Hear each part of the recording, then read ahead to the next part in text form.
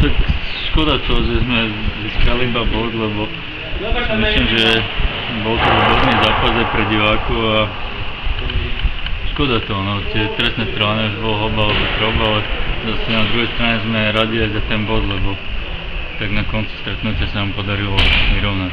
Dobre ste tu naštartovali dnes v Košice. Tak určite už si myslím, že je to iná hra a si tak aj viac veríme a verím, že už to pôjde len hore. Ako sa cítite v Slovene? Zatiaľ je, ako sa cítim výborne, len ešte tie víťazstva, keď prišli, to by bolo super.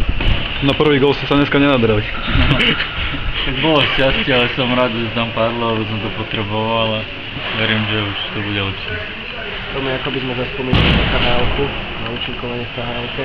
Možno taká osobná skúsenosť, alebo ja neviem, také nové výzvy, ktoré prichádzajú v KHL.